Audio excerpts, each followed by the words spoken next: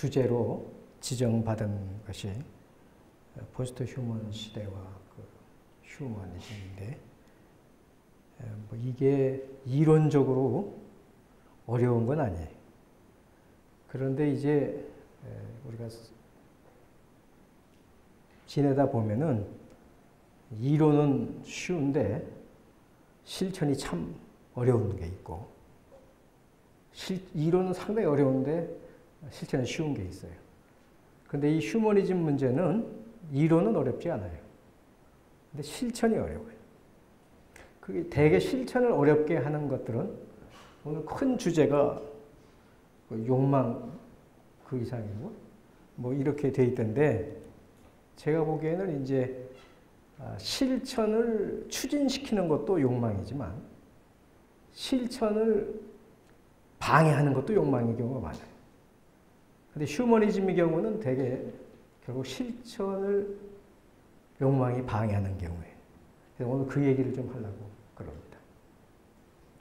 우선 이제 포스트 휴먼 시대 이런 말을 하니까 언제가 포스트 휴먼 시대냐? 이걸 넓게 보면 뭐 지금 시작이 됐다고 볼 수도 있고, 엄밀하게 보면 영원히 안 올지도 모르는 그런 시대예요. 그럼 왜 그런 거 아니? 포스트 휴먼이라고 하는 것을 어떻게 규정하느냐에 따라서, 포스트 휴먼을 어떻게 이해하느냐에 따라서 그것의 시대도 달라질 것이다 이렇게 봅니다. 저는 일단 그 포스트 휴먼이라고 하는 것을 저는 일단 유사 인종으로 규정을 하고 있습니다. 이때 유사 인종이라는 건 뭐냐면은 발생 방식은 자연인과 다르지만, 자연인은 이제 남녀를 부모로 해서 거기서 이제 아기가 태어나서 사람이 되는데, 그렇게 발생하는 방식은 자연인과 다르지만 일단 어떤 식으로든지 간에 만들어진 다음에는 자연인과 유사하게 활동하는 자, 저는 이것을 포스트 휴먼이라고 합니다. 그런데 이거에 대해서 이제 많은 사람들은 뭐 포스트니까 이게 포스트니까 후기 인간이냐 또는 탈인간이냐 또는 초인간이냐, 이걸 뭐 여러 가지 이해를 할 수가 있지 않겠어요? 그러니까 결국 이제 포스트 휴먼 어떤 사람은 지금 이 자연인 휴먼의 진보된 상태, 진화된 상태, 그리고 휴먼을 이미 넘어가 있는 상태, 이렇게 이해를 하는 사람도 있고, 또 이제 이런 포스트 휴먼 시대라고 하는 것은 진화한 인간의 시대란 말이냐, 아니면 인간이 차츰차츰 소멸하고 나서 인간과는 다른, 어떻게 보면 이제 인간보다 더 우월한 어떤 존재자들이 시대를 말하느냐, 이걸 가지고도 논란이 많이 있습니다. 근데 저는 이제 그런 시대는 언제쯤일까라고 지금 현재로서는 예측할 수가 없기 때문에 그냥 가시적인 범위 내에서 발생은 인간과 다른 방식으로 했지만 활동은 인간과 유사하게 하는 그런 어떤 존재자, 저는 그걸 이제 포스트 휴먼이라고 하고, 그 따라서 유사 인종이라고 이해를 하고, 그런 시대, 그런 존재자가 자연인과 섞여서 사는 시대, 그런 시대를 제가 포스트 휴먼 시대다 이렇게 이야기하고, 그런 시대에 있어서 휴머니즘의 문제, 즉 인간 존엄성의 문제 또는 인본주의의 문제, 그걸 오늘 주제로 삼으려고 합니다. 그럼 그런 시대가 지금 와 있느냐, 언제쯤 올 거냐, 또 와 있다면 어떤 양상으로 와 있느냐, 그게 이제 한번 살펴보겠습니다.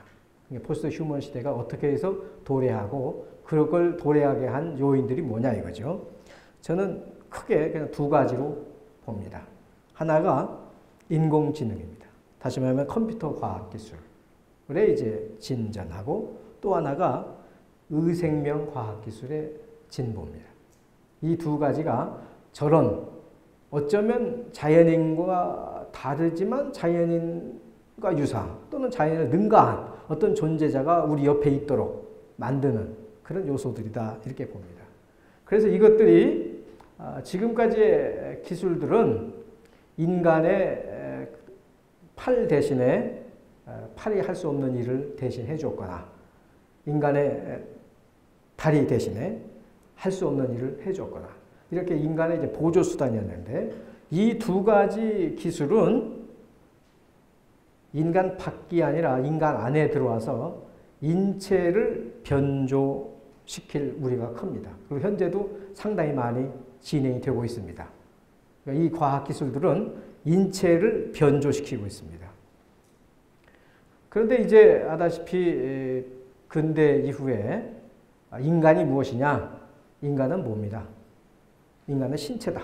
이렇게 이해하고 있습니다. 그러니까 인간의 신체가 변조가 되면 다름 아닌 인간이 변조하게 됩니다. 그러니까 인간 변조가 지금 점점 일어나고 있다. 상당히 많이 진행되고 있다. 이런 얘기죠. 그렇게 되면 결국은 인간이 살고 있는 그 문명 세계가 격변이 일어난다. 그래서 결국은 이 두 가지 과학 기술은 문명 변환을 일으킬 것이다. 그래서 지금 이제 학문적으로는 지금까지 늘 인간이 뭐냐, 자연인이 뭐냐 할 때 그 인간의 본질을 이성적 동물이라고 지금까지 규정을 해왔습니다. 인간은 이성적 동물이다. 이게 거의 이제 교과서적인 정답인데, 그러니 이제 인간에 대한 규정 속에는 인간은 신과 동물 사이에 있다. 신과 동물의 중간쯤의 위치가 인간이다. 그러니까 동물이 돼 이성적인 힘이 있어서 거의 신을 대신하고 신을 닮아가려고 하는 그런 또 어떤 분야가 있다. 그래서 인간을 지금까지는 주로 신과 동물 사이에 위치를 시켰어요. 그래서 결국 인간학은 지금까지는 신학과 생물학의 중간쯤 있었습니다. 신을 연구하고 동물은 생물학을 연구하고 인간은 그 중간쯤에 위치해 있었는데 요즘에 와서 점점 인간은 동물과 기계 사이에 있다. 그러니까 인간을 이제 진화론자들은 아예 인간을 동물의 일종으로 보는 것이고 동물로부터 진화된 연장선상에 있다고 보는 것이고 또 이제 컴퓨터 공학자들은 인간도 기계다. 좀 더 정밀한 기계다. 현재까지 인간의 기술 수준으로는 접근하기 어렵지만 그러나 어쩌면 그 수준도 언제가 뛰어넘을 수 있는 하나의 기계에 불과하다. 그래서 인간을 이제 동물과 기계 사이에 위치하고 있는데 요즘에 이제 이 연구자들의 그 경향이나 관점은 그 동물과 기계 사이가 점점점 좁아져서 이제 동물 기계론이 나와요. 동물도 일종의 기계다 이제. 그러니까 지금까지 예를 들면 동물이라고 그러면 그 역시 생물학이 있고 이제 기계라고 하면 물리학이죠. 물성과학. 생명과학과 물성과학 사이에 인간이 있었는데 점점 생명과학과 물성과학이 합치해지려고 하고 있어요 지금. 그러니까 어떻게 보면 학문사에서도 큰 변이가 일어나고 있다. 지금까지는 이제 생명체를 다루는 것과 비생명체를 다루는 것 사이에는 큰 간극이 있어서 두 개의 원리가 다르다고 생각했는데 그게 점점 접근해서 하나가 되려고 하는 그런 지금 학문사적인 큰 변화 속에 있습니다. 그래서 이제 인간을 점점 기계 인간으로, 기계 일종으로 그렇게 취급하는 그런 상황이 왔으니까 이것이 이제 저는 문명의 큰 변환이 오고 있다. 그것이 이제 포스트 휴먼 시대의 첫 번째 징후로 제가 지금 보고 있는 겁니다. 이걸 조금 시대별로 나타날 징후를 생각하면 20년대 말까지 지금부터 한 10년 남짓 하는 기간 안에 1차적으로 사람들 눈에 띄는 현상은 인공지능이 범용화될 것이다. 지금은 특수한 분야에서만 인공지능이 지금 쓰이고 있는데 차츰차츰 인간의 사회생활에 인공지능이 이제 안 끼는 데가 없을 것이다. 인공지능이 아주 광범위하게 사용될 것이다. 그러면 그것이 이제 사람들한테 의식적으로 아주 심각하게 우선 1차적으로 일어날 변화가 뭐냐면 지금까지 1차 그 산업혁명 그러니까 1780년대 이후에 일반 시민들 그 사회는 노동에 기반하고 있다. 그럼 결국 이제 인간이 신체니까 신체를 유지하기 위해서는 물적 기반이 있어야 되는데 그 물적 기반을 노동을 통해서 각자 확보했단 말이죠. 소득이 노동에 의해서 이루어져 있다고요. 그래서 우리가 그런 걸 보통 노동 기반 소득 체제 이렇게 불렀는데 이제 이런 기반이 무너질 것이다. 그리고 이미 1970년대부터 시작이 됐습니다. 그것은 왜 그런 거 아니? 인공지능과 로봇 시스템이 산업에 특히 이제 이 제조 분야에는 결국 기본 노동력은 인공지능이나 로봇 시스템이 될 것이다. 그럼 거기에 그런 이 인공지능이나 로봇 시스템은 노동을 자본이 대체하는 것이죠. 그동안은 사람이 하던 거를 인공지능 시스템이 한다는 건데 인공 시스템은 자본에 의해서 설치되는 거 아니에요? 그러니까 결국은 이제 노동을 자본이 하는 거예요. 사람이 하는 것이 아니라. 그리고 이게 또 그렇게 해서 축적된 그동안에 예를 들면 이제 노동을 사람이 할 때는 그 노동하던 사람이 소득을 일정 부분 가져갔는데 이제 사람은 적게 하고 로봇이나 인공지능 시스템이 만약에 노동을 했을 때는 그 투자자가 거기에 대한 소득을 가져간단 말이죠. 그래서 이제 자본이 더욱더 축적이 돼.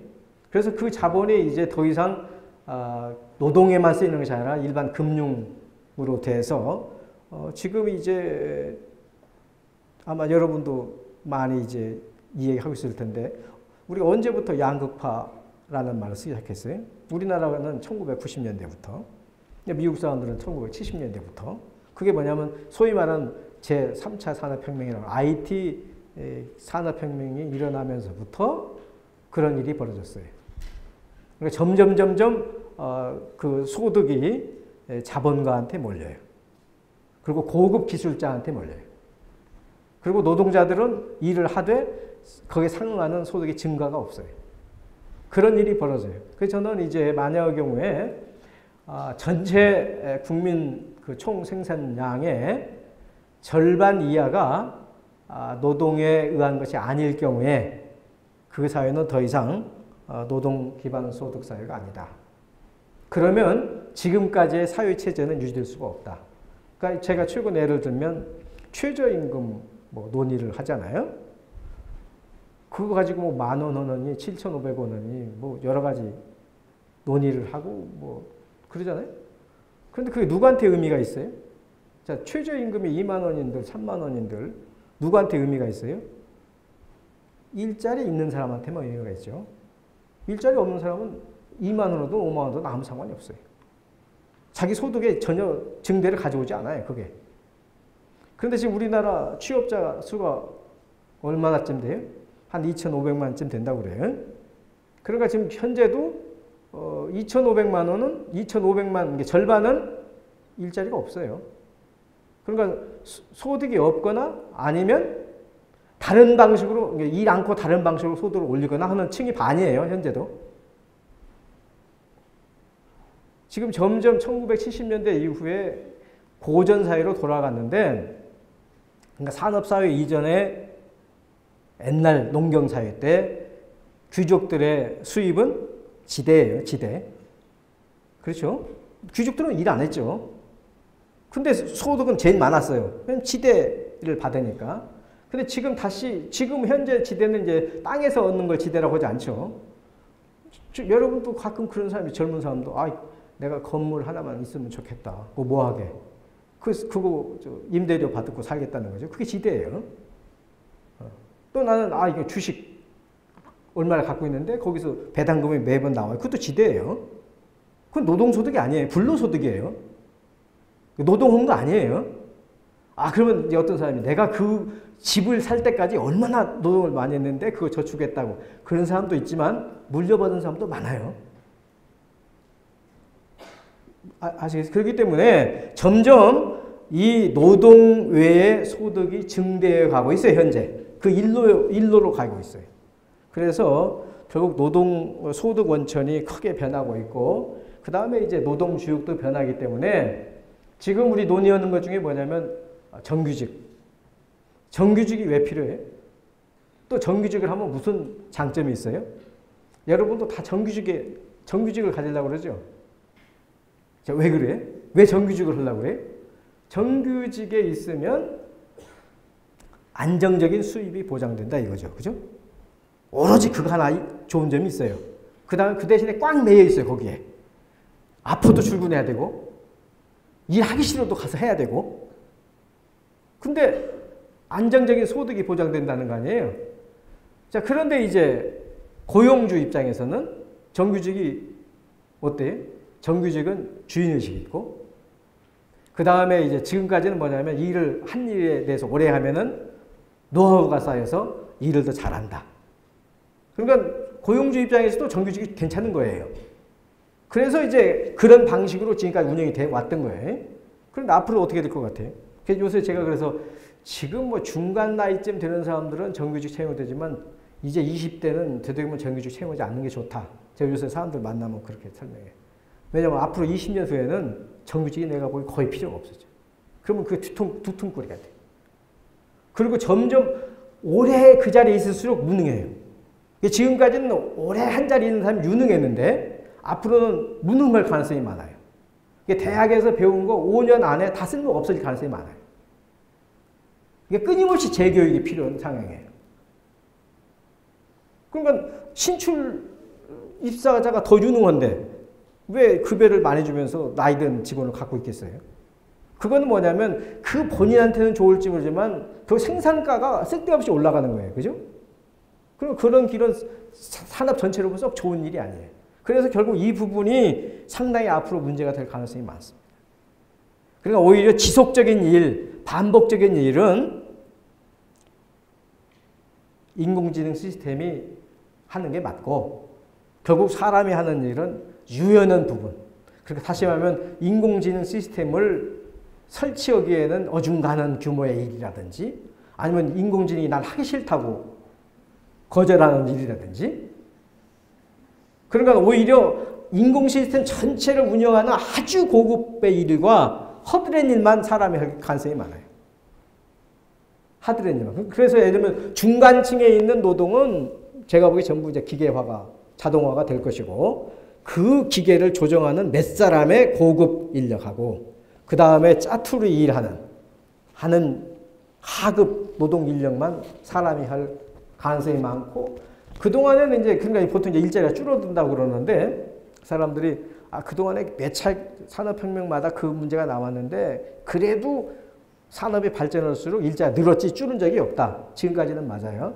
왜냐하면 서비스업이, 제조업은 계속해서 기계들이 했지만, 서비스업은 사람이 했는데, 앞으로는 아마 서비스업도 인공지능이 할 가능성이 많아요. 은행에서 안내한다든지, 회계 장부 처리한다든지, 기사 쓴다든지, 결국 그래서 사람이 할 수 있는 일 중에 인공지능이 할 수 없는 일은 난 없다고 봐요. 오히려 더 잘하면 잘하지 못할 리가 없어요. 많은 사람이 창작 같은 거는 더 사람이 낫지 않을까? 그것도 아니에요. 창작을 여러분 해보면 기억이에요, 기억. 기억량이 많은 사람이 그 많은 자료들을 어떻게 연결시키냐면 새 것이 나오는 거예요. 결국 데이터가 많은 사람이 창의력이 높은 거예요. 특별한 경우 빼고는 다 그래요. 그래서 그것도 사람이 더 낫다. 이렇게 아마 장담 못할 거예요. 그러니까 결국 이제 이 문제를 어떻게 해결할 것이냐. 제가 이제 다시 또 이어서 얘기하겠지만, 결국은 신소득 체제 수립이 불가피하다. 그래서 제가 이제 여러 사람과 더불어서 제안하는 것이 국민 기본소득 제도입니다. 이건 불가피하다.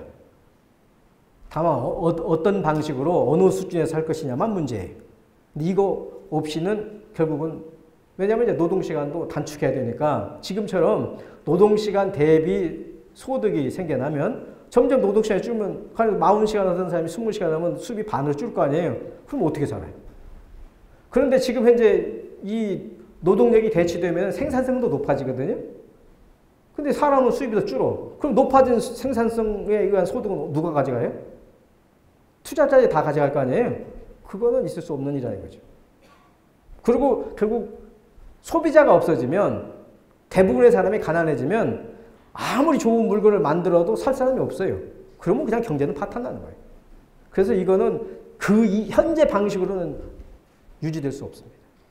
그러니까 결국 새로운 소득 체제를 만들 수밖에 없다 하는 얘기고, 그 다음에 이제 보편적인 사회복지 제도가 확충돼야 된다. 그 얘기도 이따 다시 한번 얘기하겠습니다. 그 다음에 이제 두 번째는 결국은 이제 지금까지 많은 사람들이 지금도 절반밖에, 지금도 출근하는 사람이 절반밖에 없습니다. 한국 경우에도. 인구의 절반은 출근 안 해요. 절반만 출근해요. 현재도. 근데 앞으로는 아마 한 5분의 1만 출근할 가능성이 많아요. 그럼 어떻게? 나머지 사람들은 뭐 한대요?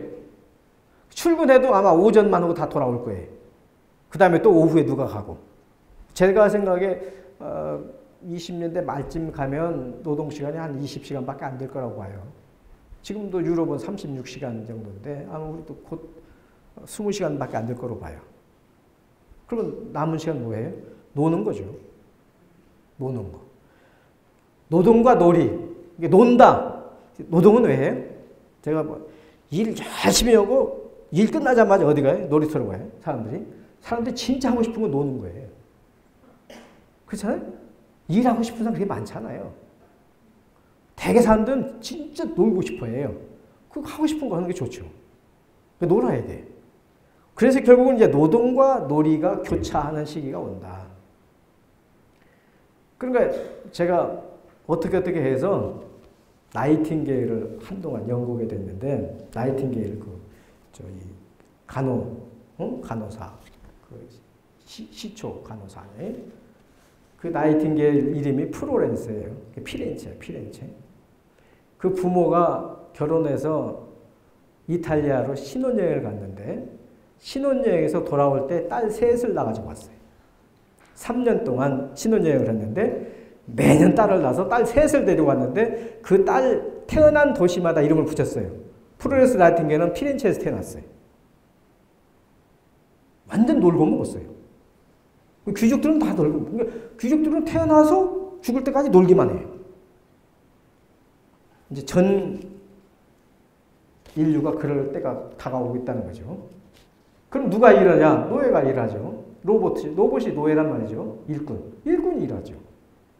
그러니까 예전에는 이제 사람 일꾼을 부리면서 귀족들이 생활을 했는데, 내가 보기에 앞으로는 인간은 다 귀족이고 이제 기계 일꾼들이 일을 할 거라 이거죠. 근데 그런 사회가 왜 나빠요? 그런 사회 올 거라는 거죠. 그리고 아마 사람들은 근데 놀기만 하면 지겨우니까 가끔 일을 하는데 한 주당 한 20시간 정도? 이렇게 할 걸로 봐요. 다만 그러니까 그거에 대해서 균형을 맞춰야 돼. 누군가가 나는 능력이 뛰어나기 때문에 나는 계속해서 50시간을 하겠다. 그러면 안 된다는 거죠. 그러면 누구는 아예 일거리가 없는 거죠. 그래서 그분은 불가피하게 조정을 해야 된다. 일자리가 조정이 돼야 된다. 이제 그런 문제가 이거 쉽지 않죠. 그죠? 안 내놓겠다는데 내가 능력이 더 뛰어난데 왜 나를 못하게 하냐 이거죠. 그런 거 아니겠어요? 그 다음에 고용주 입장에서도 이 사람 데려오면 계속 일이 더 나빠지는데 왜 형평을 위해서 얘한테 억지로 일을 시킬 게 뭐 있냐 이럴 거 아니겠어요. 그 부분이 말처럼 조정하기가 쉽지 않다 이거죠. 그 부분이. 그래서 이제 그것이 큰 문제가 될 거다. 그러나 전체적으로 보면 지금까지 인간을 일하는 동물이라고 했으면, 노동자 인간이라고 했으면 앞으로는 유의하는 인간, 즉 예술가 인간이 될 거라 이거죠. 사람들은 다 누구나 예술가가 돼요. 예술가는 사실 예술가들이 특히 안 좋아할지 모르지만 대부분 맨날 놀고 있어요. 진짜 논다는 말이 뭐냐면 독일어로, 영어도 마찬가지일 거 아니에요? 피아노 친다. 슈필레니에요? 플레이 아니에요. 노는 거예요. 피아노 치는 거 다 노는 거죠. 문자 그대로 논다고 그래요. 피아노 갖고 노는 거 아니에요. 그 다음에 지금 스포츠 스타들 다 노는 거 아니에요. 그거 다 플레이라고 하잖아요? 놀이에 놀이. 다 노는 거예요. 노는 거. 옛날 노동과 놀이는 어떻게 구별했냐면 의식주에 필요한 필수품을 생산하는데 쓰는 활동은 노동이고 그 외의 걸 다 논다고 그런 거예요. 그러니까 맨날 노래 부르면 노는 거죠. 하루 종일 노래 부르고 있으면 너는 왜 일 않고 놀기만 하냐 그러죠. 하루 종일 어떤 애가 피아노 치고 있으면 왜 너는 일 않고 놀기만 해 그러죠. 그런 게 노는 거예요. 그러니까 그게 우리가 전반적으로 그런 것이 이제 연애, 오락, 예술 활동으로 지금 번져가고 있는 거죠. 옛날에 정말로 세 끼를 먹기 위해서 오로지 의식주 물품을 조달하는데 총동을 들 때는 그런 게 발달이 안 됐죠. 그거 할 시간이 없었으니까. 점점 이것도 이제 근대 산업혁명 이후에 일어난 현상들입니다. 현재. 근데 그것이 더 굉장히 큰 변화 폭으로 진전이 될 거다. 이렇게 봅니다. 그래서 이제 결국은 이런 사람 입장에서 저는 이제 자기가 자기를 고용해야 됩니다. 제가 요새 저 자신의 고용주거든요. 자유업. 각자가 자기가 사장이고 자기 혼자 사원입니다. 그게 1인 1사. 장차는 결국 1인 1사에서 그 사람의 필요한 시간에 어떤 회사, 10개 회사에서 그 사람을 1시간씩 아마 필요로 할 가능성이 많습니다. 그 다음에 나는 혼자 부지런히 내가 좋아하는 물건을 계속 만들어서 이제 내 블로그에 올리면 어떤 스마트 팩토리의 사장이 이 사람 그 부품 하나씩을 조달, 내가 이렇게 제품을 만들어야 그래서 주문할 겁니다. 나는 계속 내 것만 올리면 됩니다. 내가 좋아하는 거, 내가 제일 잘하는 거. 그럼 그거를 조합해서 뭔가 또 다른 아이디어를 낼 거예요. 결국 이제 옛날에 1인 1기라는 말을 썼죠. 지금 저는 이제 1인 1사. 한 사람이 자기가 제일 잘하는 거. 하루 종일 놀면서 뭔가 물건을 만들어내면 그것이 결국은 이제 누군가한테 쓰임새가 있게 되면 그것들이 모아져서 다른 종합 어떤 제품이 나오고 이런 방식으로 자기가 자기를 고용하는 그런 방식의 사회가 이대로 가면 올 가능성이 많다 이렇게 봅니다. 그 다음에 이제 2030년대쯤 가면 지금 이제 이 의과학 기술의 진보로 보면 어떤 사람들은 이제 이 트랜스 휴먼이라는 말도 써요. 이게 증강 인간이에요. 그러니까 지금 현재 인간이 가령 내가 옛날에 600물반을 산하에 나왔던 게 증강인간이죠. 내 팔이 힘이 없는데 내가 팔이 좀 필요하면 나한테 팔만 강한 걸로 갈아 끼워요. 그걸 이제 점점 그래서 인체 프레토마란 말을 쓰죠. 내가 프레토면 이제 갈아 끼워요. 지금 컴퓨터 사이언스하고 뇌과학 하는 사람들이 하는 게 뭐냐면 증강두뇌예요. 뇌를 증강시키는 거예요. 뇌 능력을 증강시키는 걸 지금 연구하고 있어요. 뇌도 갈아 끼워요. 이제 간도 갈아 끼고 점점 그렇게 될 가능성이 많아요. 지금까지는 현재도 장기 이식이 우리나라가 세계에서 최고 1등입니다. 장기 이식 기술이. 자부심을 느끼세요? 지금 장기 이식은 생체 이식입니다. 현재까지 수준은 생체 이식. 생체 이식은 뭐냐면 다른 사람 장기를 떼어다가 다른 사람 장기에 옮겨주는 겁니다. 그게 1등이라는 뜻입니다. 그게 무슨 말이죠? 남의 장기를 많이 뺐다 그런 뜻입니다. 여러분이 법을 좀 보면 아마 깜짝 놀랄 거예요. 요새 뇌사란 말 쓰죠. 나도 이걸 연구를 하기 전에는 뇌사라고 하는 것이 병원에서 뇌사 판정이 나면 이제 더 이상 살 가망성이 없으니까 그 아직 괜찮은 상태에 있는 장기를 더 어려운 사람한테 떼어주는 줄 알았어요. 근데 지금 실제는 어떠냐면은 내가 장기 기증 의사를 밝히면 그 가족이 장기 의사 기증을 밝히면 병원에서 뇌사 판정을 내려요. 순서가 바뀌어요. 왜냐하면 뇌사 판정 없이 장기를 적출하면 살인이 돼요. 그러니까 뇌사 판정을 내려요. 근데 그 장기 이식법에 보면 그 부분이 가관이에요. 뇌사 판정을 받은 다음에 장기 적출에 의해서 사망한 자는 그 사망의 원인을 뇌사에 이르게 한 그걸로 간주한다 그래요. 내가 교통사고 나서 예를 들면 내가 뇌사 일어나서 장기 적출을 했어요. 그러면 내가 직접 죽은 거는 장기 적출에 죽은 거거든요. 근데 그 원인을 교통사고로 친다 이거예요. 그러니까 뭐냐면 이거는 이제 장기를 적출하기 쉽게 만들어진 법이에요. 그래서 장기 적출이 일어나고 있어요. 이런 일이 앞으로 점점 더 기술자들, 그러니까 고급 과학 기술자들의 필요에 의해서 거의 운영될 가능성이 높습니다. 지금 이제 더 나아가서 뭐 유전자 조작도 일어날 수 있고, 체세포 복제도 일어날 수 있고, 생식세포 조작도 일어날 수가 있고, 점점점 그 기술은, 그 다음에 이제 더 어려워진 거는 우리가 보통 이제 바이오 프린팅이니 뭐 합성 생물학이니 이런 말 쓰는 건 뭐냐면, 인공 장기가 이제 이식 가능하게 될 때, 지금은 전부 생체 장기만 쓰니까 숫자가 제한되어 있잖아요. 그죠? 근데 인공 장기가 만약의 경우에 부작용 없이 생체 이식이 되면, 그게 이제 다시 말하면 물성과학과 생물학이 하나가 되는 겁니다. 물리적으로, 물체적으로 조작, 만든 것이 이제 생체에 가서 오가니즘이 되니까, 이제 그게 사이보그예요. 그게 사이보그가. 사이보그 기술이 대대적으로 성공이 되면, 그러면 이제 아닌 게 아니라 트랜스 휴먼.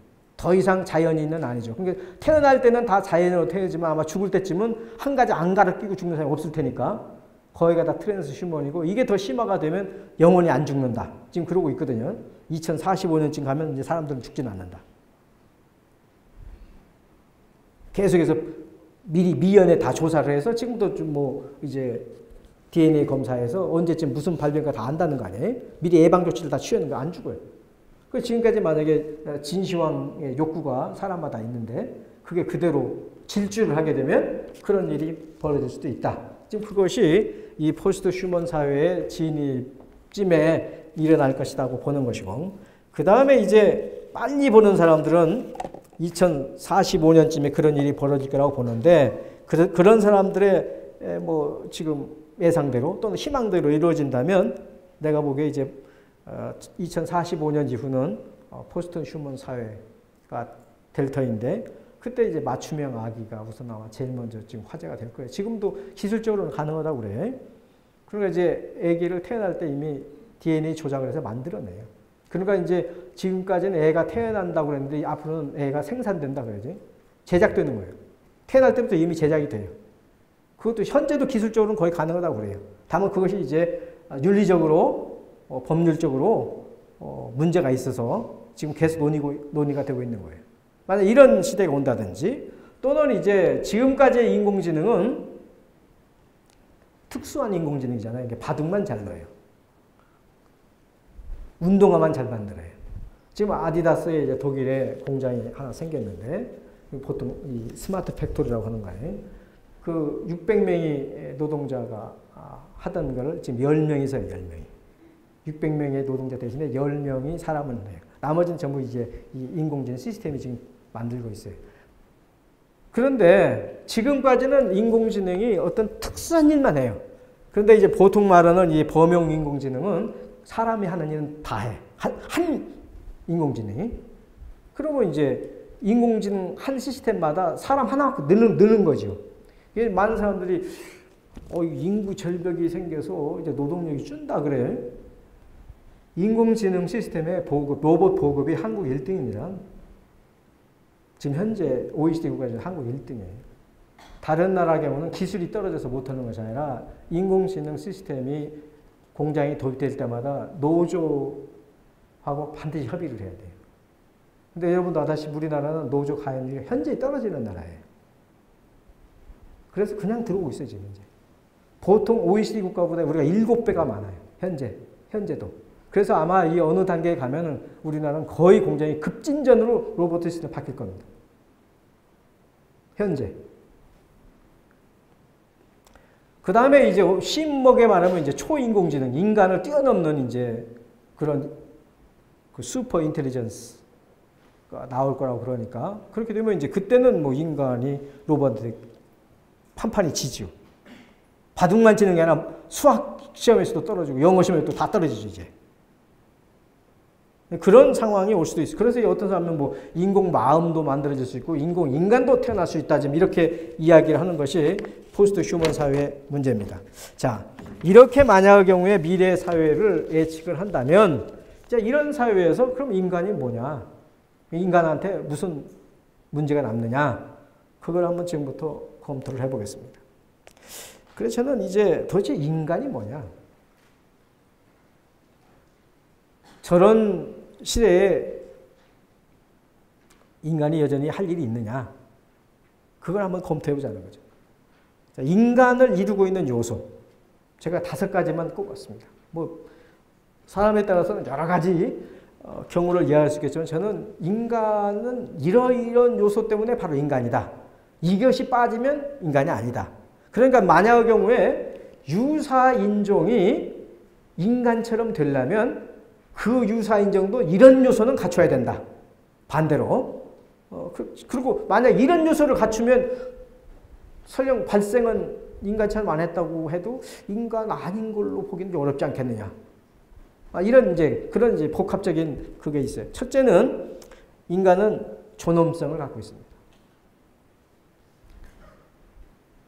존엄성이라는 말을 사람들이 많이 쓰긴 하는데 그 존엄성이라는 말의 뜻을 정확하게 사용하는 것 같지는 않아요.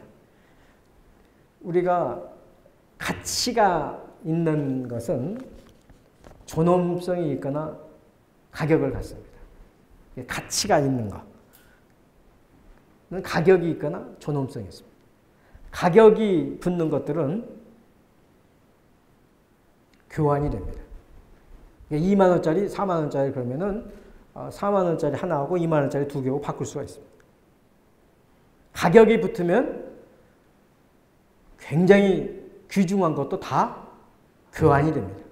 교환이 된다는 건 뭐냐면 대체 가능하다는 뜻입니다. 대체 가능하다. 그래서 어떤 사람이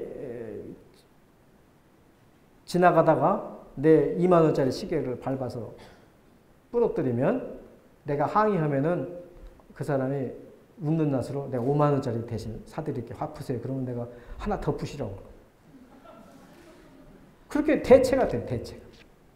그런데 인간은 대체가 안 됩니다. 그게 존엄성을 가진 거예요. 어떤 사람이 지나가다가 내 애를 찌부러뜨려 놓고 내가 더 좋은 아들 낳아줄게. 그럼 내가 그렇게 하세요. 못난이 내 아들 잘 없앴어요. 그러겠어요? 안 그래요. 사람은 그래요. 사람은 존엄하다는 말이 무슨 말이냐면 대체 가능하지 않기 때문에 사람은 대체 가능하지 않아요. 이게 무엇과도 바꿀 수가 없어요. 그럴 때 우리가 인간이라고 불러요. 우리가 보통 이제 인간 소유라는 말을 할 때, 저 사람이 나를 물건 취급한다. 물건이라는 게 바로 대체되는 거거든요. 물건 취급한다. 너 치워라. 다른 걸 대체하는 거예요. 내가 대체당하면, 그러면 이제 완전히 모욕감을 느끼잖아요? 모욕감을 느끼면 나를 대체했다 이거죠.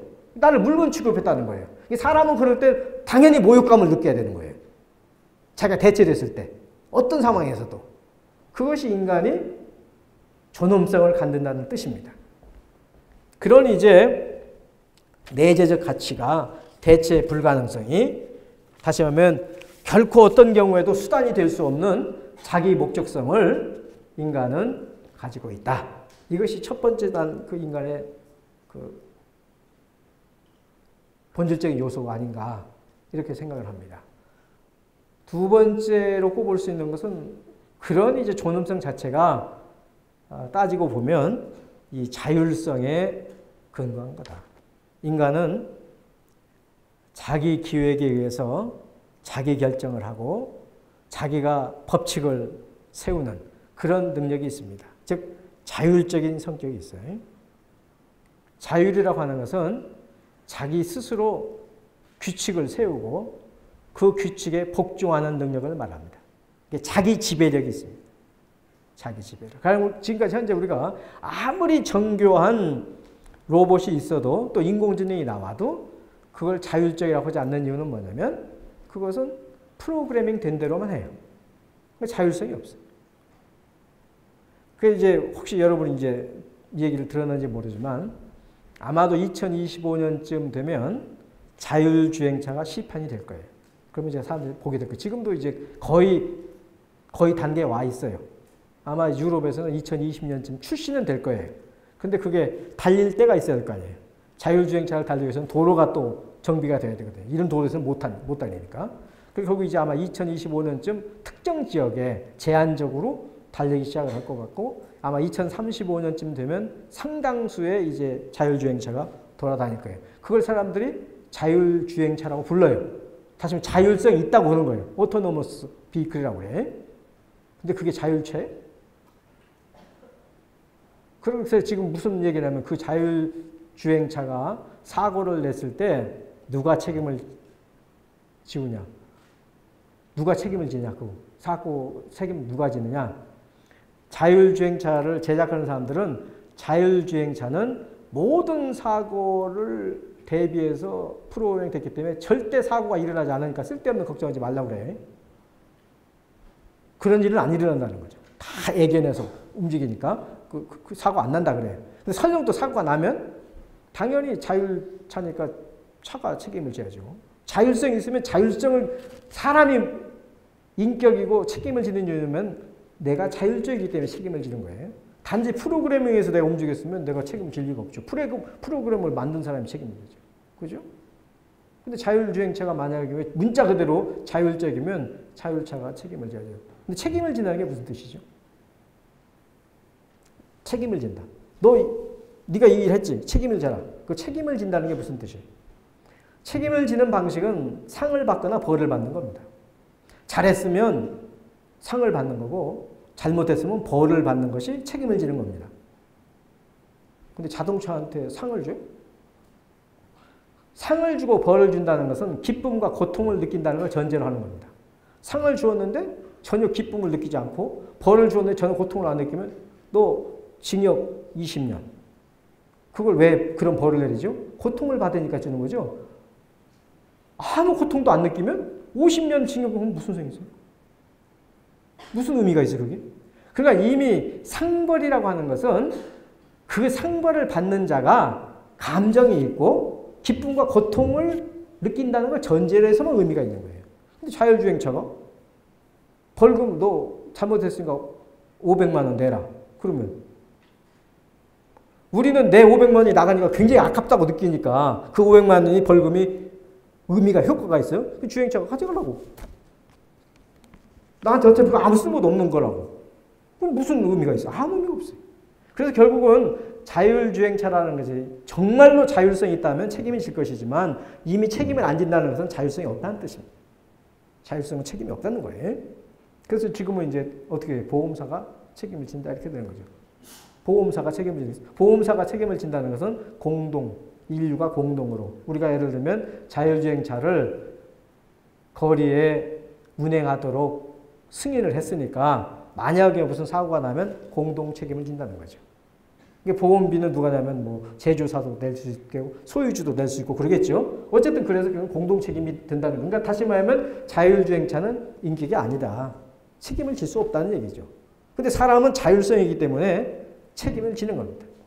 그것이 이제 그리고 그런 책임을 짓기 때문에 인간인 것이고 그걸 우리가 이제 사실 여기서 이 자율성이라고 하는 것이 자기 지배, 자기 자립성 이것이 결국 휴머니즘의 핵심입니다. 휴먼성이라고 하는 것에 여기서 이제 도덕이라고 하는 것도 나오는 거고요. 도덕이라고 하는 것은 마땅히 행해야 될 걸 행하는 게 도덕 아니에요? 다시 당위라고 하는 게 나오는 거죠. 마땅히 그렇게 해야 된다라고 하는 어떤 이념이 있으면 그게 이제 하나의 규칙의 기준이 되는 거 아니겠어요? 그래서 그 규칙에 만들고 그 규칙을 따라서 하는 것이 이제 인간이 삶의 방식인데 그것이 바로 인간의 휴머니즘. 인문이라고 하는 것은 제가 일부러 한자를 써놨는데 이게 가운데 문자가 문학할 때 문자가 아닙니다. 또 한자는 글자는 똑같죠, 그죠? 인문학 그러면 뭐 인간의 문학을 연구하는 학문이 아니에요. 이 문자는 문이 문자입니다. 문이 앞에 신사가 있는 문이 인문이라고 하는 건 인간의 문이. 여러분 인문학에 대립되는 개념이 뭔지 아세요? 천문학이야. 그럼 천문학은 뭐 하늘의 문학을 연구하는 거 아니지. 하늘의 무늬를 연구하는 겁니다. 하늘의 무늬. 별, 달 뭐 이런 걸 연구하는 게 천문학 아니에요? 인간의 무늬는 뭐겠어요? 윤리, 도덕이에요. 다른 짐승들과 다른 무늬가 있어요. 인간에게는. 윤리, 도덕, 즉 규범. 그거를 결국 인문의 핵심은 인간의 규범이에요. 근데 그 인간의 규범은 스스로 만드는 거니까 자율성이에요. 그 자율성에 의해서 결국은 이제 인간성이 드러나는 것이고, 그것이 사실은 이제 휴머니즘의 핵심입니다. 그게 자율성이에요. 그런 자율성이 있을 때 우리가 이제 인간이라고 불러요. 두 번째는 인간은 말을 가지고 있는데 말이 참 다양해요.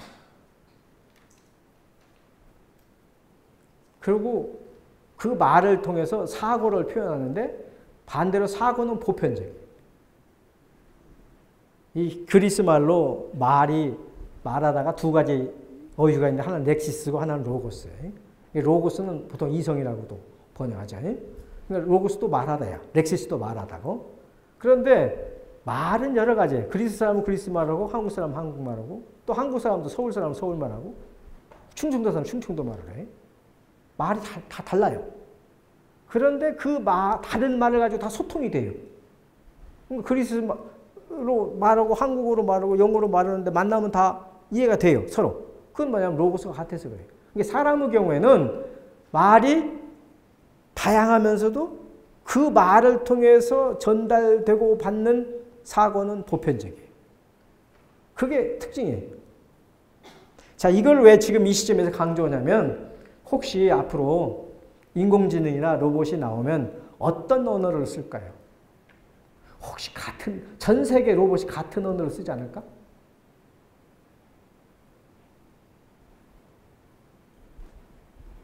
세계 공통 언어를 쓰지 않을까요? 그러니까 어휘가 하나로 통일되면 문화가 아주 단순해져요. 사고도 아주 단순해져요. 이것이 문명의 큰 위기를 자초할 거예요. 만약에 전 인류가 영어 하나로 통일되는 순간 인류 문명은 절반쯤 쇠퇴하는 거예요. 언어는 다양할수록 좋습니다. 식물이 다양할수록 좋고 제가 농사를 짓는데요. 밭에 한 50가지 정도 농사를 지어요. 그러니까 상추만 해도 10종류가 넘어요. 다양한 게 좋아요. 지금 어떤 사람들은 곤충들이 생물 중에 제일 오래 갈 거라고 그래요. 왜냐하면 곤충들이 제일 다양하대요. 다양해요. 만약에 똑같으면 어떤 한 번의 오해에 의해서 다 전멸할 수가 있어요. 문화라는 게 그런 거예요. 그래서 혹시 앞으로 뭐 인공마음, 인공지능, 사람보다 뛰어난 인공지능이 나오더라도 각자 다른 언어를 갖고 있으면 이제 굉장히 경계심을 그럼 가져야 돼요. 얼마 전에도 지금 실험을 했더니 자기들끼리 대화를 했다는 거 아니에요. 그 프로그램 한 사람이 알아들 수 없는 말을 주고받았다는 거 아니에요. 자기들끼리. 그러니까 얘들도 이제 처음에 준 언어 말고 자기들끼리 언어도 생성할 가능성이 있다. 그러면 이제 달라지는 거예요. 그러면 이미 한 언어를 쓴다는 것은 통제 가능하다는 뜻이에요. 근데 다양한 언어를 갖고 있다는 것은 통제가 안 되는 거예요. 자기들끼리 쑥닥거리면 무슨 말인지 모르죠. 알 수가 없죠. 통제가 안 되는 거예요. 그래서 다양해야 되는 건데 인공지능이 다양한 언어를 갖게 되면 이제 어떻게 보면 통제 밖으로 나간다는 뜻도 돼요. 거꾸로. 이제 그런 문제가 이 안에 들어있다 볼 수 있어요. 그 다음에 인간한테 중요한 감정이 미감이에요. 미감. 사람은 미감이 있어요. 미감. 제가 지능은 일반적으로 이제 정보, 인텔리전스가 정보 아니에요? CIA가 정보국 아니에요? 응? 그렇잖아요. 중앙정보국이 중앙지능 아니에요. CIA가 인텔리전스 아니에요. 이게 정보예요, 정보. 정보 능력과 정보를 수집하고 조작하고 그거를 통해서 어떤 문제가 발생했을 때 대처하는 능력. 그게 지능이에요. 그 다음 지능이 뛰어나는 건 뭐냐면은 어떤 문제가 발생했을 때 그 문제 해결 능력이 뛰어난 사람이 지능이 뛰어난 사람이에요. 지능은 그런 거예요. 그러니까 지능은 효율적이어야 돼요. 핵심이. 효율적이어야 돼. 근데 미감은 효율과는 관계가 없어요. 미감이 굉장히 중요해요. 그러니까 아름다워야 돼. 그러니까 옛날에 같은 값이면 다홍치마라고 그랬는데 값이 더 나가도 다홍치마를 찾는 사람이 있어요. 같은 값이면 당연하지만 값을 더 주고도 다홍치마를 찾아요. 사람은. 효율성과 관계없는 다른 종류의 감정이 있어요. 그러니까 이미 지능면에서 굉장히 떨어진 일, 비효율적인 일을 기꺼이 해요. 이렇게. 그러니까 오로지 효율적인 일만 하면 인간이라고 보기 어려워요. 그 점 때문에 제가 미감이라는 예를 들었습니다. 이 인간의 미적 활동은 그런 의미에서 부수적이 아니라 오히려 본질적이다. 인간을 다른 기계들과는 다르게 만들어주는 아주 본질적인 것이다. 이렇게 볼 수가 있고요.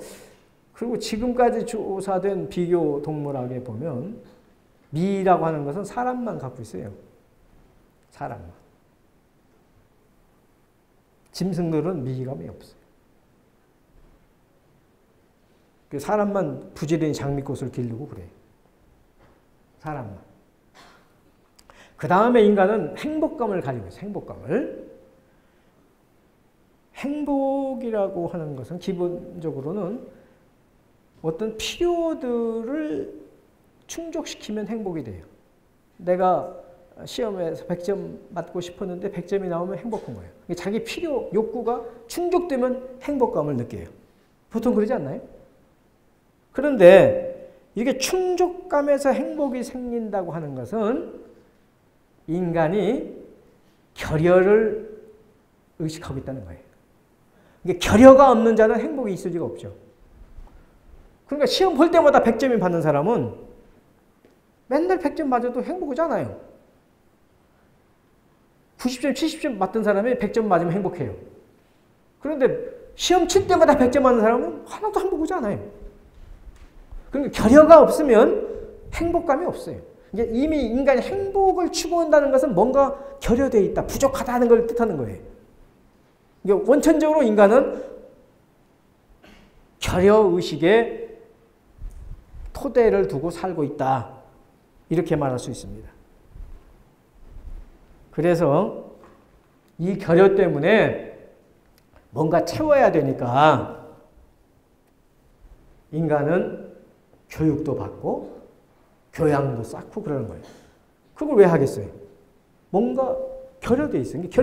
이게 점점 인간은 태어날 때 결여, 부족한 존재자로 태어나서 그거를 점점 채워나가는 것이 일생이에요. 이게 자기를 완성시켜 나가는 과정이 있다 이거죠. 그러니까 태어날 때 완성되어 태어났으면 교육도 필요 없고 교양도 필요 없어요. 당연히 행복도 없고 미감도 없고 아무것도 없어요. 그것이 이제 사람이 가지고 있는 나는 만약에 5가지 특징을 들으면 이렇게 꼽을 수 있지 않을까 이렇게 생각을 합니다. 자, 이걸 이제 인간으로 놓고 만약에 이런 것이 인간의 본질적인 요소라고 한다면 이제 이런 5가지 요소를 점점 이 문화가 진보하면서 증진이 되면 이 문화가 인간성을 고양하는 것이고 만약에 과학기술이나 다른 산업이 점점점 진보하는데 오히려 인간에게 있는 이런 요소들은 더 나쁘게 된다. 그러면 그것이 인간을 훼손하는 일이 되는 거죠. 그죠? 그래서 만약에 우리가 이 진보하는 과학기술 문명이 결국 인간성을 증진하는데 적극적으로 기여를 하려면 어떤 준비를 해야 될까? 나는 첫째로 최고 사회 운영 원리가 우애여야 한다는 것. 이게 보통 이제 프랑스의 그 3색기가 자유, 평등, 우애, 이웃사랑 이걸 뜻한다고 그러잖아요. 그런데 많은 사람들이 자유, 평등, 어떤 사회가 제일 좋은 사회냐면 사회 구성원이 최고로 자유롭고 최대한 평등한 사회가 제일 좋은 사회다. 이렇게 이야기하잖아요. 근데 나는 우애가 가득한 사회가 제일 좋은 사회다. 지금 이렇게 말을 하고 있는 겁니다. 그러니까 자유와 평등이라고 하는 것은 우애가 끼지 않으면 조화를 이룰 수 없습니다. 그러니까 구성원들이 자유를 누리면 누릴수록 평등은 깨지고 평등이 확산되면 확산될수록 자유는 제약을 받습니다. 두 개의 원리는 썩 사이가 좋지 못합니다. 그것을 화해시킬 수 있는 유일한 방식은 우애입니다. 자, 우애라는 게 뭐냐면 우정이 우정. 친구 사이. 이게 시민들 사이는 친구 사이가 돼야 돼요. 친구 사이. 친구 사이가 뭐냐면은 얻어먹어도 전혀 부끄럽지 않고 내가 베풀어도 전혀 자부심을 느끼지 않는 상태입니다. 그러니까 누구한테 제가 뭔가 좀 베풀었다고 재면 친구가 아닙니다. 누구한테 뭐 좀 얻어먹었다고 비굴해지면 친구 사이 아닙니다. 친구라는 것은 상하관계가 없습니다. 언제나 대등합니다. 그러니까 주어도 대등하고 받아도 대등합니다. 그러니까 사랑이 가득한 사회에 그러는데 사랑을 베푸는 자가 우월적 지위에 있습니다. 사랑받는 자가 밑에 있습니다. 사람들 사이에 존경이 가득 찬 사회도 썩 좋지 않습니다. 존경의 사회는 존경하는 자가 밑에 있습니다. 존경받는 자가 우월적 지위에 있습니다. 사랑이나 존경도 굉장히 중요한 미덕이지만 그 두 가지는 인간관계의 상하를 전제로 하고 그렇게 생길 수밖에 없습니다. 그 우애가 가득 찬 사회가 좋은데 이것은 정의보다도 더 우애입니다. 우애는 정의보다도 더 우애에 있습니다. 많은 사람이 정의로운 사회가 제일 좋다고 그러죠. 정의로운 사회? 좋아요 정말로? 각자에게 자기 몫을 주어라. 정말 좋은 사회입니까? 나는 진짜 무능해요. 나는 받을 목이 없어요. 그럼 나보고 그냥 죽으라는 얘기죠. 정의로운 사회는 무능한 사람은 굶어 죽으라 그런 뜻입니다. 각자에게 자기 몫을 주라. 나는 생산하는 기원 바가 전혀 없어요. 태어날 때부터 내가 사지가 없어요. 난 아무 능력이 없어요. 나는 생산의 기원 바가 없어요. 그러니까 내 몫은 없어요. 죽으라는 얘기죠. 썩 좋은 사회 아닙니다. 각자에게 자기 몫을 주면 안 되고 어떤 사람은 자기 몫을 좀 내놓고 어떤 사람은 자기 몫보다 좀 더 받아야 됩니다. 그렇잖아요. 자, 유능한 사람은 자기 몫을 좀 내놔야 되고 무능한 사람은 자기 몫보다 좀 더 받아야 됩니다. 그런 사회가 좋은 사회입니다. 근데 그런 사회가 이루어지려면 우정이 있어야 됩니다. 내 친구가 나보다 못하지만 참 운이 없다. 내가 기꺼이 내놔야 되고 내가 받았지만 또 친구 사이에 그러면 제 단짝 친구가 치과 의사인데요. 나는 한 번도 진료비를 낸 적이 없습니다. 보험회사 주는 것밖에 안 해요. 지가 내 돈 받아서 밥 두 끼 먹으면 되겠어요? 나 저 똑같이 먹어야지. 저는 우리 집 식구는 전체 무료입니다. 안 줘요. 당연히 안 주죠. 친구가 의사인데 그 진료비를 왜 줘요? 보험회사도 주는 것만도 충분하지. 내 친구거든 진짜로. 내 친구니까. 걔도 받을 생각하고 나도 줄 생각이 전혀 없습니다. 그게 친구입니다. 그런데 내가 이 친구한테는 평생 지금 받기만 하거든요. 근데 내 오른쪽에 또 친구가 있는데 얘는 만나면 내가 지금까지 인생 반만 사요. 한 번도 산 적이 없어요. 왜? 내가 형편이 나아요. 내가 형편이 나은 거 뻔히 아는데 내가 걔가 밥값 내라고 그러겠어요? 당연히 내가 내죠. 그거 당연한 거예요, 그거는. 그게 친구 사이. 온 시민이 이렇게 살아야 된다는 겁니다. 그 정신이 있어야지 기본소득제도가 성립이 됩니다. 그 다음에 내가 말하는 게 기본소득제도입니다. 기본소득제도는 많은 사람들이 일한 만큼 가져가야 되는 거 아니야? 그래요. 일을 넘치게 잘하는 사람한테는 맞는 말이죠. 일을 할 수 없는 사람한테 어떻게 하죠? 일을 넘치게 잘하는 사람이 좀 줘야 될 거 아니에요? 그래서 기본소득제를 시죠. 나는 이제 글로는 안 썼지만 국민 평균 소득의 한 3분의 1 정도까지는 기본소득으로 해야 된다고 생각합니다. 한국 같은 10,000불. 그러니까 1,200만 원. 전 국민이 태어나자마자 한 달에 100만 원씩은 받아야 된다는 게 내 생각입니다. 그거는 일하고 안 하고 남녀노소 빈부가 아무 차이 없습니다. 저는 다 그렇게 해야 된다는 거. 그러면 일 않고 놀 사람 많죠. 그런 사회가 와야 된다는 거야. 나는 이러기 싫다. 그냥 100만 원 됐다. 내가 일 더 할 거 뭐 있냐. 그런 사람이 많이 나오면 일자리가 많이 남습니다. 이제. 그럼 일자리 갖고 싸울 일 하나도 없습니다. 아니 나는 그냥 일주일에 2시간만 하겠다. 조금 더 받지 뭐. 그러면 그것만 갖고도 너무 좀 심심하니까 낚시 갈 돈은 나와야 될 거 아니야? 그것만 하면. 요즘 내가 그러거든요. 때 놀다가 일주일에 한 번 일합니다. 왜냐하면 가끔 이제 의식도 한번 해야 되니까. 이렇게. 그게 이제 그 정당한 소득이라고 하는데 정당한 소득이 뭐죠? 각자 얼마를 받으면 정당한 소득이죠? 사람은 정당하게 소득을 해야 된다. 그거 말할 수 있어요?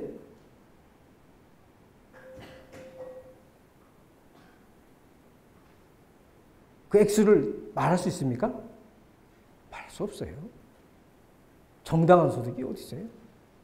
어떻게 보니까 우연히 그렇게 사회가 된 것이지. 그게 다 정당성이 있다고 보세요? 본래 이 노동이라는 것이 뼈골 빠지는 힘든 거예요. 레이버도 그렇고 트래비도 그렇고 아르바이트도 그렇고 이 전부 노예들이 하는 거 아니에요? 그래서 이게 굉장히 노동이라는 게 힘든 거예요. 자기를 노동을 통해서 실현한다. 그거는 사실은 그 이제 헤겔의 노동 변칙에서 나오는 이야기인데 그거는 이제 귀족들이 노예들 정신적으로 고통 벗어나게 해주려고 하는 논리죠. 노동이 뭐가 좋아요? 그게 이제 자기 창의도 들어가고 놀이가 섞여 있으면 그게 좋은데 그런 이제 그래서 나는 기본소득제도를 실시하면 지금 많은 문제가 해결되는데 그 다음에 지금 이게 왜 그러냐면 무슨 뭐 기초노령연금을 준다 또 뭘 한다고 그러니까 자기 수입을 완전히 노출시킨 사람은 못 받고 자기 수입을 숨긴 사람은 받고 지금 그래서 오히려 정직한 사람들은 무슨 혜택에서 다 제외되고 거짓말을 하는 사람들은 다 받고 그래요. 점점 그럴 거예요, 이게. 그건 썩 좋은 게 아니에요. 그래서 굳이 조사비도 안 들고 조사하는 인력도 필요 없고 훨씬 비용이 적게 들 거예요. 그리고 이제 모든 사회 보장 그 시스템을 하나 통합을 하니까 다른 거 더 줄 거 없으니까요. 그 다음에 이제 평생 교육 체제를 수립해야 되는데 앞으로는 정규 교육은 기초적인 것만 받고 그 다음에 수시 교육이 일어날 겁니다. 일터마다 내용들이 다 달라서 그걸 왜냐면 아까 1인 1사라고 그러지 않았어요. 다 틀려요. 그래서 그걸 갖다가 일반 교육하기가 굉장히 어려워요. 그래서 아마 교육은 기본적인 정규 교육하고 그 다음에 각자 필요에 따른 수시 교육이 일어나야 되니까 이건 사회적으로 시스템을 빨리 하나씩 정비해 가지 않으면 나중에 의미 없는 교육을 하게 될 거예요. 의미 없는 교육을. 아니면 5년도 써먹을 수 없는 걸로 끝나버리죠. 그래서 이 부분이 이제 갖춰져야 되고, 그 다음에 이제 평생 의료 체제를 수립해야 되는데, 제가 한국에서 이런 얘기를 하니까 굉장히 낯설고 그런 것 같은데, 유럽은 이미 상당 수준이 되어 있습니다. 유럽은 뭐 평생 의료 체제, 평생 교육 시스템 거의 다 되어 있죠. 자기 돈 가지고 병원 간 사람 없고, 자기 돈 갖고 학교 다니는 사람 없죠. 이건 다 되어 있어요. 이 부분이 지금 이 한국 제도는 제가 이런 말 하는데 좀 조심스럽긴 하지만 어떤 분에서 너무 많이 미국 제도가 와 있어서 지금 전 세계에서 대학 등록금이 한국이 두 번째 비싸죠. 미국이 첫 번째 비싸고. 미국 그렇게 자꾸 한국 등록금 비싸다 그러면 자꾸 미국보다 미국이 10분의 1도 안 된다 그래. 미국 자꾸 예를 드는 거예요. 왜 독일이나 프랑스 왜 얘는 안 들어? 그건 아예 없는데. 우리보다 잘 사는 나라 중에서 등록금 안 받는다. 훨씬 더 미국 말고는 다 안 받죠. 아니면 조금 형식적으로 받거나. 그런데 왜 자꾸 미국 제도를 기본으로 놓고서 얘기를 하는지 모르겠어요. 왜냐하면 이제 알다시피 교육이라고 하는 것이 사람들의 그 교육을 받고 못 받아에 따라서 그 이후의 일생의 길이 달라지잖아요. 그러니까 교육에서 평등이 안 일어나면 그 다음 단계가 굉장히 어려워져요. 그러니까 교육을 그러니까 예를 들면 유럽에서 장학금이라고 하는 것은 학교 다닐 때 생활비 주는 거예요. 등록금만 면제해 준다고 해서 학교를 다닐 수 있어요? 생활비가 있어야지. 당연히 학교를 다니면 등록금은 안 받고 생활비를 주죠. 왜냐하면 학교를 다녀야 되니까. 책값도 있고 하숙비도 있고 다 그래야 될 거 아니겠어요? 그걸 주는 거란 말이에요. 학교를 다니라는 얘기죠. 네가 원하면. 그걸 해줘야 되는 거예요. 우리는 장학금 준다고 기껏해서 등록금 면제해 주는 거예요. 그러면 밥은 누가 주고 집은 누가 주요? 학교 못 다니죠. 등록금만 면제해가지고는. 이 부분이 이제 지금 한국 너무 이제 사람들이 생소한 얘기, 생소한 얘기 아니에요. 우리 유럽이 3만 불도 되기 전에 거의 다 정비됐어요. 우리 돈이 없는 거 아니에요. 마음을 바꿔야 돼. 마음을 바꿔야 돼, 이 부분은. 그 다음에 이제 놀이 문화가 진작이 돼야 되는데, 정말로 그냥 이제 일이 없으니까 온 국민이 매일 등산만 가고, 매일 낚시만 가면 어떡해? 이 부분이 다양화해야 될 거 아니에요? 놀이도 다양화해야 된다고요, 그죠? 그래서 이 놀이 문화가 진작이 돼야 돼요. 각자 자기한테 맞는 놀이를 해야 되는 그런 일. 아까 내가 예술가 얘기를 했는데 지금 뭐 유럽의 상당한 나라들은 예술가 수당이 있어요. 그래서 음대, 미대 나와서 예술가로 등록하면 평생 생활비가 나와요. 지금도. 예술가, 가령 달랑 세상에 화가가 피카소 한 명 있으면 피카소가 나오겠어요? 몇천 명의 무명 화가 중에 피카소가 하나 있는 거예요. 그러니까 피카소를 가지려면 몇천 명의 무명 화가를 우리가 부담해 줘야 돼요. 그러면 그 중에 피카소가 하나 나오고 마티스가 나오는 거예요. 그걸 부담을 해야 되는 거예요. 만약에 우리가 피카소 같은 화가를 갖고 싶으면 몇천 명의 그냥 무명 화가들을 우리가 부담해 줘야 나오는 거예요. 그런데 초등학교 때부터 피카소 한 명 달랑 천발해가지고 걔만 뭘 해준다고요? 그걸 어떻게 보장을 해요? 이런 부분이 결국 아까 내가 예술가 인간이 된다는 것은 그런 부분이 다 부담이 돼야 된다는 거죠, 사회에서. 그래서 이제 그런 문제가 하나 있는 거고요. 그 다음에 이제 의생명과학기술의 지식재산권을 나는 제한해야만 인간 생명 조작 문제라든지 인체 플랫폼화를 더디게 할 수 있다. 이겁니다. 지금 이제 이 부분이 아마 2030년쯤 가면 못 부린 게 될 가능성이 많아요. 지금 그 IT 그 산업이 일어난 후에 여러분도 내노라는 세계적인 무슨 부자들 명단을 보면 대개 이제 이 신산업에 종사하는 사람들이죠. 무슨 닷컴 창설한 사람이라든지 이런 사람들 아니에요? 이 연구 개발비가 그동안은 주로 국가에서 지원됐어요. 지금 정부에서 지원이 됐어요. 근데 지금은 큰 회사들이, 구글을 예를 들면, 큰 회사들이 웬만한 국가의 R&D 예산보다 더 많아요. 자, 국가의 연구비는 그것이 연구 과제로부터 해서 연구 수행자를 선정할 때까지 여러 가지 심사와 공론이 있어요. 공론이. 국회에서부터 과연 거기에 연구비를 배정해야 되느냐. 공론화가 돼서 얼마 액수가 어떤 문제에 배정된다는 걸 다 알아요. 그리고 거기에 시민들이 나서서 그건 하면 안 된다고 이의를 제기할 수 있는 기회가 있어요. 그런데 사적 회사에서 하는 것은 거기 몇 사람이 알아서 결정하면 끝나는 거예요. 어떤 투자가 우리 투자자의 이익을 증대시킬 거냐면 오로지 관심사예요.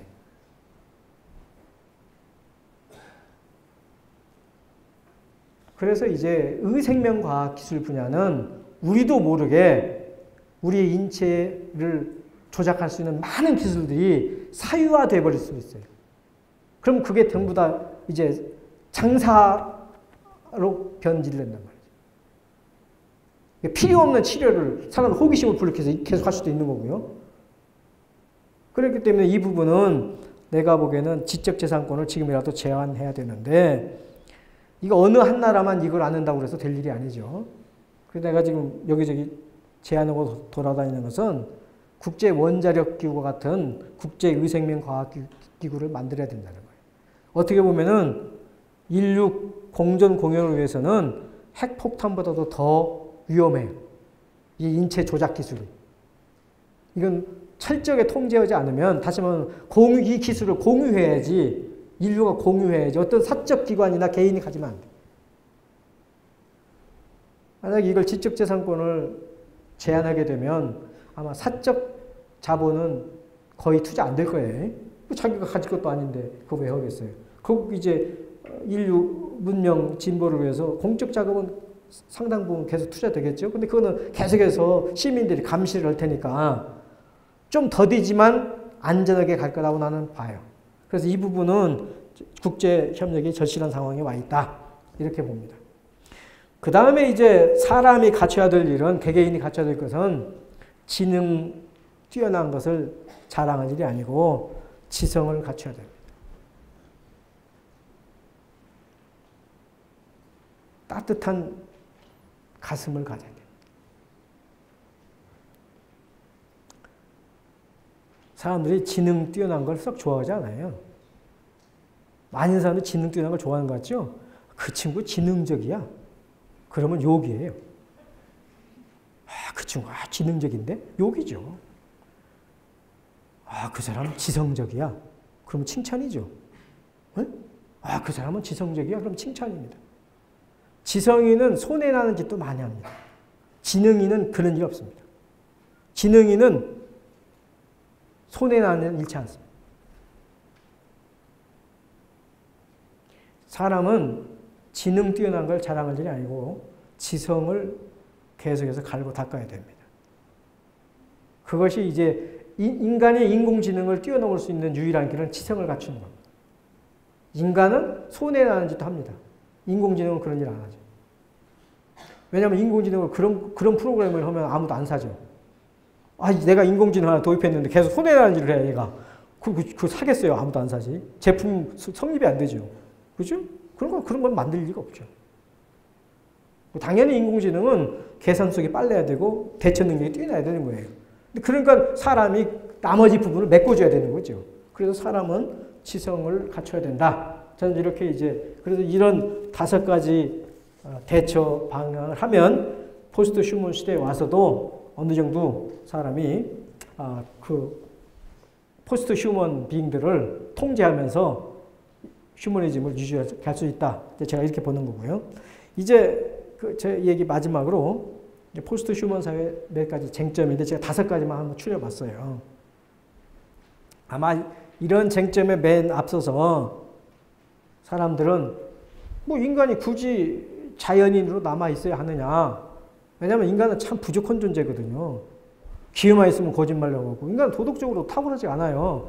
그러니까 말만 도덕적인 인간이 되자고 그러지 실제 하는 거 보면 개만 또 못할 때가 많아요, 사람이. 그러니까 그거 좀 이렇게 이꼴로 계속 살잔 말이냐. 좀 인간이 개선돼야 될 거 아니냐. 그래서 과연 인간이 자연인으로 남아, 인간이 IQ도 150만 되면 엄청나다는데, 이게 증강 두뇌만 닮으면 200도 금방인데, 좀 뛰어나게 살지. 그걸 왜 수술을 하지 말자는 말이냐. 다 수술해 살자, 우리. 이럴 수도 있어요. 그래서 이제 여기 근본적인 질문은 인간이 자연인으로 남아있어야 하느냐. 기술이 없어서 그렇지 기술만 있으면 보강해서 사는 게 더 좋지 않느냐. 이런 반론이 있을 수 있고, 그 다음에 이건 원하지 않든 원하든 그거 오고 말 거 아니냐.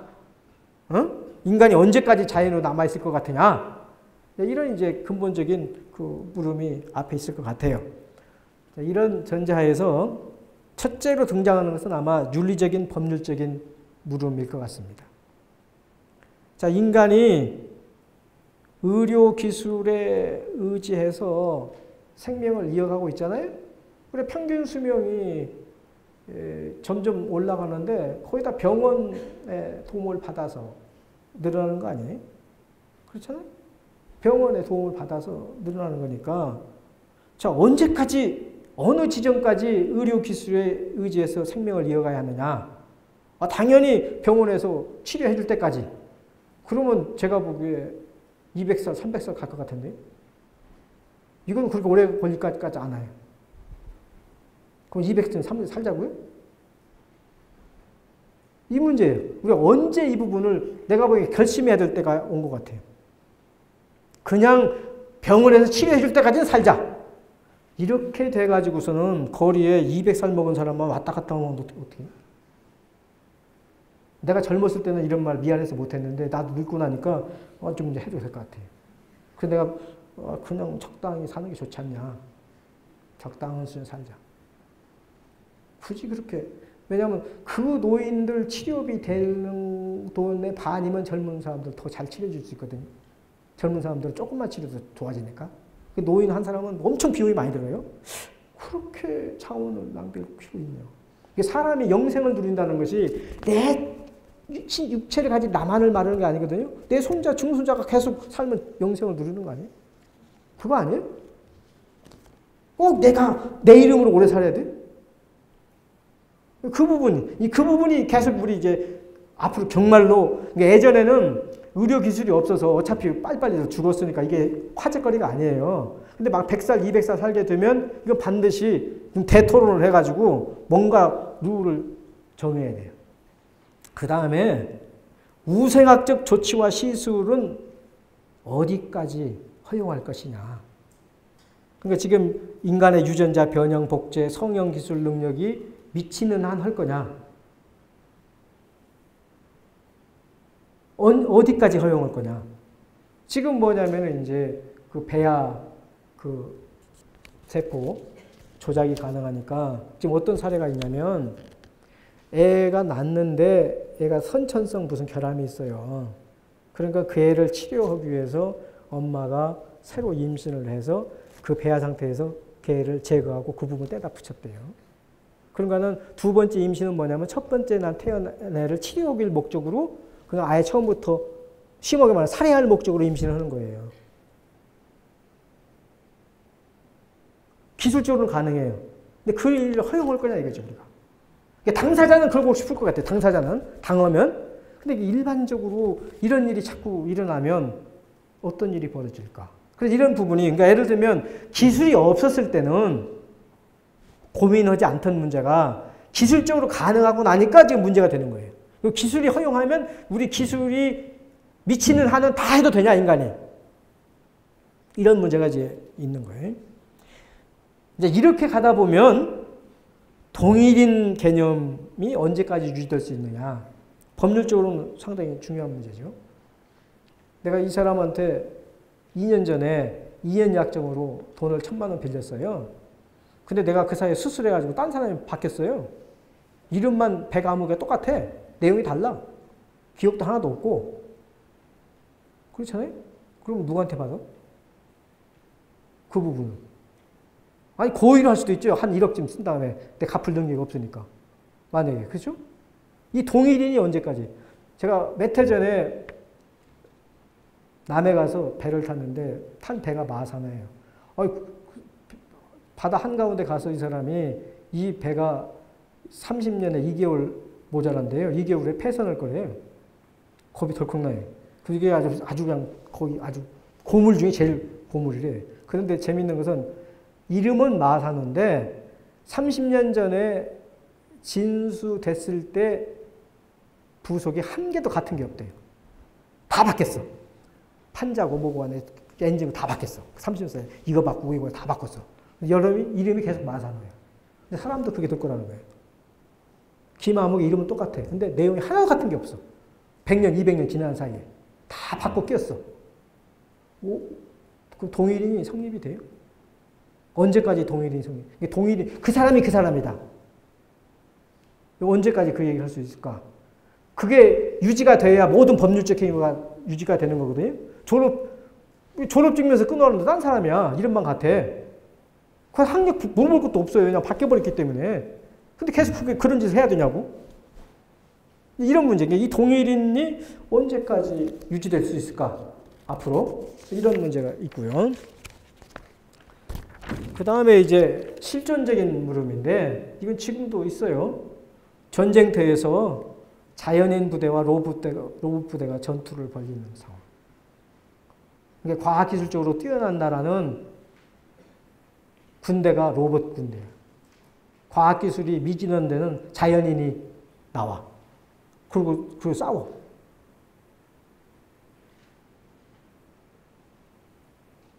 이걸 피할 수 있겠어요, 앞으로? 그거 피하려면 어떤 조치를 취해야 돼요? 마지막으로 본질적인 물음이 있는데, 자연인과 사이보그 또는 인공지능 시스템의 사회적 관계가 뭐냐 이거죠. 만약의 경우에 사이보그도 인격체가 된다면 자연인과 똑같은 국가 시민인가? 로봇세를 물리자 그래요. 세금을 물리는 건데 만약 로봇세라고 근데 그것도 좀 어폐가 있는데 많은 사람이 자꾸 로봇을 사람 모양으로 생각을 해. 건물 하나가 로봇일 수도 있고요. 그렇잖아요? 이제 자율주행차가 나오면 자율주행차가 로봇인 거예요. 사람 얼굴이 있다 해서 꼭 이 팔 기능은 사람 같은 팔이 있을 필요는 없는 거죠. 뭐 집어내면 되는 거 아니에요? 그렇잖아요? 가면 꼭 사람 같은 다리를 갖고 사람 다리가 뭐 그렇게 이게 성능이 뛰어난 다리가 아니잖아요. 이보다 훨씬 다른 방식으로 이 기능을 하면 되는 거니까. 그러니까 로봇세라는 건 조금 어폐가 있어요. 무슨 단위로 세를 매기냐 이거죠. 나는 그래서 이제 생산세나 유통세를 받아야 된다 그래요. 총 생산을 얼마 했으면 얼마를 내는 것이지. 자연인은 예를 들면 한 사람이 평균 이런 정도 생산을 하는데 어떤 회사에서 이렇게 생산이 나오면 사람이 100명 정도 근무한 걸 쳐서 그렇게 받자는 것이지. 로봇세 이런 말은 좀 애매한 거예요. 어쨌든 만약의 경우에 이제 그렇게 해서 어떤 시스템이 세금도 낸다. 그러면 미국이라는 나라가 참정권 없이 세금 걷으니까 참정권 없이 조세 없다. 그래서 시작된 거 아니에요? 그러니까 참정권을 주면 세금 내겠다는 거 아니에요? 그래서 이제 바꾼 거 아니에요? 그리고 국회라는 데가 세금 쓰는 거, 지금 정기국회 핵심이 예산결산 아니에요? 세금 낸 걸 어떻게 쓸 것이냐를 결정하는 거 아니에요? 그러니까 세금 낸 사람이 주권자거든요. 그럼 로봇도 세금 내니까 주권자 아니에요? 이게 아마 내 생각에 앞으로 법인세를 많이 걷으면 그런 문제가 나올 거예요. 자연인보다도 법인이 세금을 더 많이 냈다 국가 운영하는데 앞으로 그럴 거 아니겠습니까 이제? 그럼 법인은 우리는 왜 우리 돈 쓰는데 의사를 안 묻냐? 이렇게 나올 거예요. 그렇지 않겠어요? 자연인은 몇 명 되지도 않고 세금도 몇 명 내지도 않으면서 우리 오히려 혜택을 보면서 왜 법인의 그 인격은 여기에 그 참정권을 허용 안 하느냐 이런 문제가 등장할 거예요. 이 부분이 바로 연결될 거예요. 이 부분을 어떻게 할 거냐 이거죠. 사이보그들끼리 국가를 세운다고 나서면 어떻게 하죠? 허용하지 않는다고요? 싸우면 지는데? 우리가 이겼을 때 우리가 결정권이 있는 거고, 치면은 안 되는 거죠. 소용없는 거죠. 이런 부분이, 그러니까 예를 들면 이제 정말로 한 2045년에 인공마음이나 이런 것이 존재자가 등장하면 이런 문제도 생길 수 있다. 그리고 이제 그 전 단계라도 이 세금 문제 때문에 아마 자연인 이외의 어떤 존재자가 참정권을 요구할 가능성이 점점 높아진다. 예를 들면 국민대가 기본소득을 하자고 그랬는데 일반 국민들은 이제 노동시간이 적으니까 소득세가 점점 줄지 않으니까 세금도 줄을 거 아니에요. 그럼 나머지를 어떤 데서 결국 보충할 거 아니에요? 그 기계들이 생산한 거에서 세금을 걷어서 사람들이 쓰자는 거 아니겠어요? 결국 그 말이잖아요? 그러면 당연히 거기에 대해서 그게 이제 법인격이 되는 건데 세금을 내니까 그럼 그것들에 대해서 어떻게 할 것이냐. 이런 문제가 지금 예상됩니다.